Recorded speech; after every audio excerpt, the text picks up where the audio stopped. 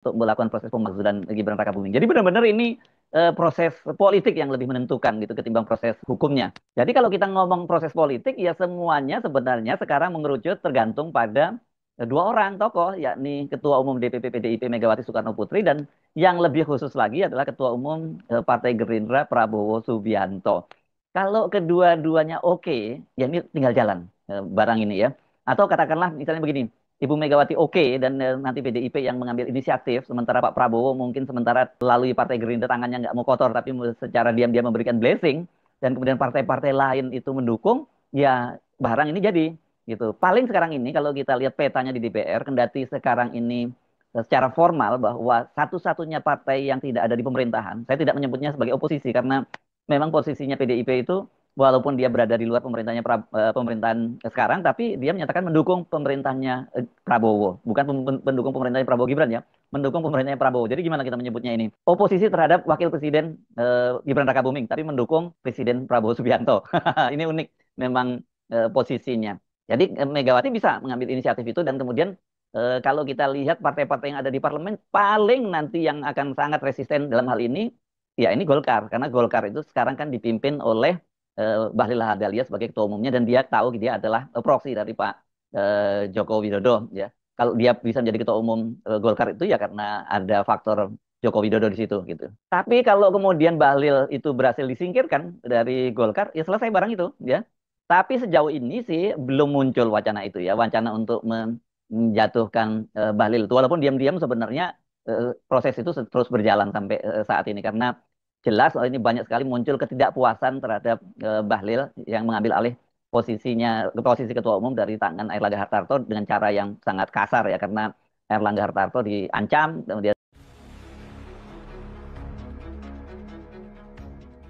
kemudian dipaksa mengundurkan diri dan kemudian aklamasi Bahlil yang ditunjuk sebagai ketua umum. Ini kan jelas permainan dari Jokowi dan tentu saja senior-senior yang mendukung Airlangga Hartarto maupun senior-senior yang tidak sepakat dengan Joko Widodo ya pasti tidak tinggal diam apalagi sekarang Joko Widodo sudah tidak lagi menjadi presiden. Jadi saya kira ini sangat tergantung kalau Golkar. Kalau Golkar kemudian bisa berhasil Bahlil diringkus kemudian digantikan dengan figur yang lain, figur yang lebih dekat dengan Prabowo, saya kira proses pemakzulan itu akan berjalan. Partai-partai lain seperti kita mungkin yang kita bisa langsung kalkulasi seperti PKS dan Demokrat bisa langsung balik badan gitu ya karena dua-duanya pun mereka menyatakan bergabung dengan pemerintahnya Prabowo bukan dengan pemerintahan Prabowo Gibran. Partai yang lain apa? Misalnya oh ada Nasdem. Saya kira Nasdem juga 50-50, kemudian PAN juga seperti itu. Ya, jadi ini kelihatannya prosesnya bisa berjalan cukup mulus lah kalau misalnya nanti terjadi ada kesepakatan untuk memakzulkan Gibran Rakabuming. Sekarang justru yang harus kita cermati itulah gerakan Prabowo dan Megawati. Karena kan kemarin mereka sudah bertemu itu pada tanggal 2 Juni 2025 ini dalam forum hari lahirnya Pancasila yang diperingati di gedung BPIP yakni di kawasan Pejambon. Dan pada waktu itu justru yang mendapat sorotan itu bukan hanya pertemuan Pak Prabowo dengan Ibu Megawati, tetapi juga kehadiran Jenderal TNI Purnawirawan Tri Sutrisno, mantan Wakil Presiden dan mantan Wakil Panglima TNI yang merestui pengiriman surat dari para purnawirawan ke DPR untuk mendesak pemakzulan dari Gibran Rakabuming. Bukan hanya ke DPR ya, saya ke parlemen tepatnya karena yang dikirimi surat itu MPR, DPR dan DPD. Jadi tiga unsur ini kan kita sebut sebagai parlemen gitu ya. Nah, ini pada waktu itu hadir juga Gibran yang banyak disoroti kan kendati Gibran hadir di situ tapi terkesan sekali bahwa Gibran itu bukan bagian dari circle inilah gitu. Ada Pak Prabowo, ada Ibu Megawati dan ada Pak Tri Sutrisno. Rupanya antara Prabowo dan Megawati itu komunikasinya tidak hanya berhenti sampai di situ saja karena kemudian itu dilanjutkan dengan pertemuan antara Susmi Dasko Ahmad dan Prasetyo Hadi Menteri Sekretaris Negara yang juga ini adalah kader Partai Gerindra. Keduanya bertemu dengan Megawati yang didampingi oleh Puan Maharani dan sejumlah petinggi PDIP lainnya. Pertemuan itu diketahui ketika Sufmi Dasko Ahmad itu mengunggah.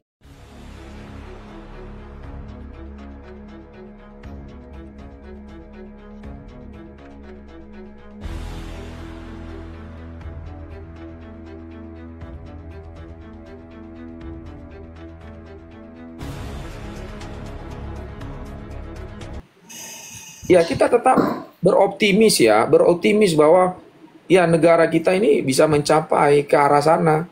Tetapi jangan kita hanya optimis saja, tapi kenyataan di lapangan untuk mencapai optimis itu nol. Nggak ada, ya kita lihat realitanya. Realitanya semua ada 19 juta lapangan pekerja, setelah jadi omon-omon juga nya. Setelah itu dia akan memberantas korupsi segala macam. Iya, diberantas. Tapi yang musuh-musuh politiknya saja. Tapi yang jelas-jelas di depan dia ada orang yang harusnya itu dimasukkan ke dalam sel, diwaktukan delay time-nya. Dibutuhkan waktu sidang inilah, bukti itulah, ini segala macam. Diperlama. Akibatnya apa? Yang namanya equality before the law itu hanya ada sifatnya tajam ke bawah, tumpul ke atas. Ya, tetap kita sebagai masyarakat tidak akan pernah kita mengecilkan negara kita, tidak. Tetapi masyarakat sekarang ini kita tetap optimis, tapi harus juga realistis. Berbicaralah sesuai dengan kenyataan, jangan lagi dibuatkan masyarakat ini dengan pernyataan-pernyataan yang hanya manis-manis saja didengar gitu. Tapi kenyataan di balik manis itu semua hanya asumsi belaka saja, hanya untuk pencitraan saja. Terima kasih, moderator. Ya, terima kasih. Itu artinya masyarakat udah ini ya mengalami krisis kepercayaan ya, Bang Tuan ya. Sudah sampai ke situ, Bang, masyarakat sekarang. Dan setiap pulau-pulau kan sekarang sampai mengobarkan untuk bebas kan dari negara ini. Tapi karena kecintanya bagi negara ini, bahwa perjuangan mendapatkan negara ini merdeka kan butuh kebersamaan. Tapi kebersamaan itu hanya ada ketika kita masuk dalam golongan para calon-calon legislatif dan petinggi-petinggi. Itu masyarakat hanya dijadikan sebagai bumper dan hanya sebagai badut. Kita ini kan masyarakat jadi badut nih. Badut permainan para elit-elit politik karena mereka itu memiliki panggungnya. Jadi mereka bisa bersandiwara gitu. Tadi benar kata Bang Tuan, kalau masalah tentang negara saya optimis. Kenapa? Saya meyakini kalau seandainya 2029 nanti pemimpinnya Pak Anies Rashid Baswedan ini akan bisa merubah sistem pemerintahan ini. Kalau menurut saya seperti itu. Kalau seandainya tetap sama kayak Prabowo, jangan harap Anies itu akan berdiri tenang di pemerintahan Pak Anies Rashid Baswedan. Kalau menurut saya seperti itu. Ya, selamat siang Yuriko. Ya, selamat siang Bang. Ya. Makasih. Saya menyimak ini, Bang. Ya, silakan menanggapi. Terus saya juga sepakat apa yang dikatakan teman-teman bahwa ini sepertinya masyarakat udah sampai pada titik nadir gitu. Mereka udah tidak percaya lagi kepada elemen-elemen pemerintahan ya karena memang kondisinya seperti itu gitu. Mereka itu banyak menanggung beban yang ya kita sebagai aktivis kita rasakan gitu. Kita berada di pihak mereka, kita dalami perasaan mereka gitu kan. Sehingga mereka itu banyak yang kemudian ada hashtag kabur aja dulu gitu. Saya terasa betul gitu. Alasan mereka kenapa harus memilih itu. Bahkan kalau teman-teman di Jawa Timur itu mereka memaksa harus nyogok jutaan rupiah hanya sekedar untuk sampai ke Malaysia gitu kan. Padahal di Malaysia juga tidak baik-baik.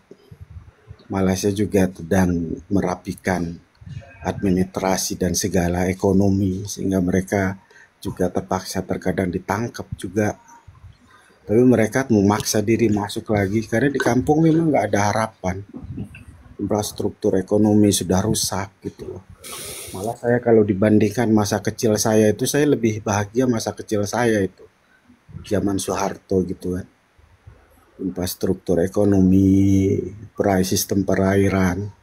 Itu kalau di Jawa Timur terutama di Madura itu parah sekali itu. Pulau pantai-pantai rusak. Sehingga ikan sudah tidak betah di sana. Itu kehidupan sejak zaman Majapahit itu terasa gitu loh. Kehancuran gitu. Tidak ada pilihan lain kecuali keluar. Yang terjadi justru pemuda-pemudanya di situ banyak terlibat misalnya pinjol, kemudian narkoba dan sebagainya.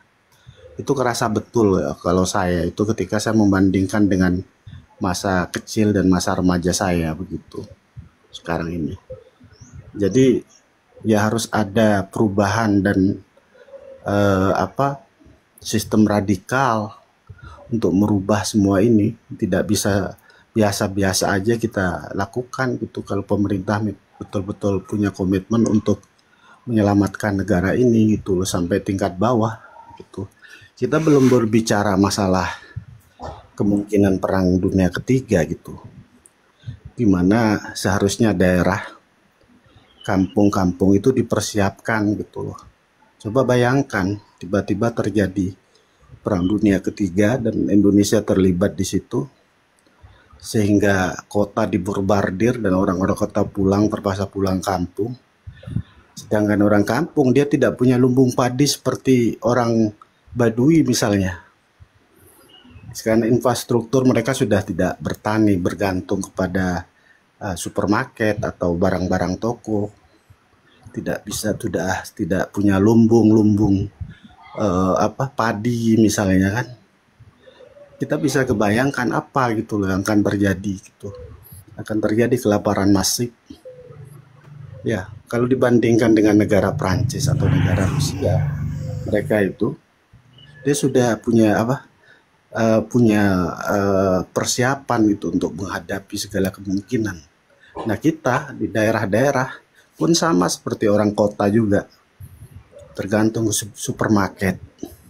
Kita makan harus ke sana dulu, tidak punya lumbung-lumbung ekonomi yang dihasilkan murni dari rakyat gitu. Seperti itu dulu tanggapan saya. Ya. Yang dimaksud Bang Yuriko tadi untuk merubah itu harus dengan cara radikal. Itu radikal seperti apa itu? Apa gerakan massa, gerakan rakyat secara total, atau seperti apa itu? Ya dari pemerintah dulu lah. Kalau saya tidak membayangkan kita sudah terlibat di gerakan reformasi juga. Ya hasilnya juga begitu, Bang. Saya tetap bisa berharap bahwa yang melakukan itu justru pemerintah gitu, Bang. Makasih, Bang. Iya, makasih. Bang Dragon, nambahkan.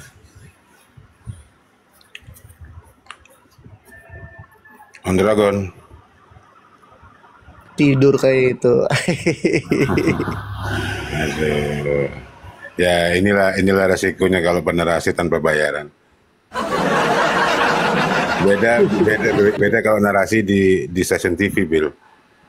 Iyalah. Kalau di TV One kan ada bayarannya. Kalau ini kan seikhlasnya kan. Iya. Itu artinya Opung diskriminasi nih. Saya kenapa nggak dikasih bicara ketika Om Dwi ngomong. Aduh. mana? Ya, tadi harusnya intercept aja. Enggak, saya nggak enak. Takutnya nanti omongan kasar akan muncul di omongan dia gitu, Om Dwi. Kan pernah terjadi kemarin itu di roomnya Maye. Ya, kenapa tuh? Yang ngatain saya otaknya udah tumpul lah, apalah gitu kan, perdebatan sama saya gitu kan. Saya nggak mau, makanya menghargai beliau. Ya. Di sini juga pernah gitu dia, karena tadi perdebatan terakhirnya kata-katanya kasar juga keluar. Nah makanya saya bilang tadi kalau saya nggak dikasih ngomong nih, lebih baik saya diem aja dulu, menghargai kawan-kawan jubirnya Prabowo gitu.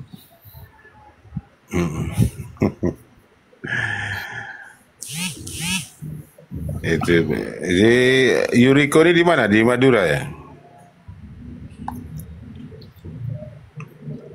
Saya asalnya Madura tapi domisili Jawa Barat. Sekarang lagi di Kuala Lumpur, Bang. Bolak-balik. Kuala Lumpur. Berarti ini efek ini ya, dampak dari kurangnya lapangan kerja di Indonesia ya, sampai terdampar di Kuala Lumpur ya. Ya, bisa begitu. Tapi itu kalau sesuai tema tuh pemerintah bilang tuh lapangan kerja banyak. Ya, buktinya kita lihat di Bekasi itu sampai sebegitu berbondong-bondong masyarakat. Iya, beribun itu, makanya kan jadi kontradiktif kan kenyataan dengan apa yang disampaikan pemerintah. Makanya lapangan kerja banyak itu di mana gitu kan, di daerah mana gitu kan, di sektor apa ya kan. Harus ada kejelasan kan. Iya, nggak bisa lip service lagi gitu. Ya ini artinya ya cocok lah kebohongan yang berkelanjutan. Bil, di daerahmu gimana Bil, lapangan kerja Bil? Kenapa? Di daerahmu lapangan kerja gimana? Luas? Ya mungkin gini, jadi lowongan itu ada, tapi tidak mencukupi dengan pengangguran yang ada di Jakarta. Oh, seperti itu. Contohnya kemarin 1.500 si Pram itu membuka lowongan pekerjaan, gitu kan. Yang datang itu sampai 6.000. Kan itu kan gak masuk akal. Seperti itu. Nah, Jadi itu artinya Bil, itu artinya tidak bisa dikatakan lapangan kerja banyak. Jadi harus bisa memaknai kalimat lapangan kerja banyak itu artinya banyak yang terserap, banyak yang itu banyak mengurangi pengangguran. Kata banyak aja loh, lapangan kerja banyak. Itu artinya wah itu drastis pengurangan pengangguran itu. Tidak seperti di Bekasi itu udah seandainya ada, seandainya ada kayak kemarin job fair atau kayak si Dul itu. Kemarin itu saya mengkritisi si Pram itu depan di Blok M, langsung ke orangnya langsung. Jadi dia dikasih ngomong ke sama Bapak Pram ya gitu kan. Pak, mohon maaf Pak, ini di luar dari konteks Bapak ya gitu kan. Masalah tentang Jack Linko ya. Dari Blok M ke Depok gitu kan. Saya mengatakan Pak tentang masalah pengangguran Pak gitu kan, masalah lowongan pekerjaan Bapak tentang PPSU Pak gitu kan. Karena ketika Bapak membuka lowongan 1.500 pekerjaan itu, yang terserap yang di luar itu yang datang dengan jeripaya mereka.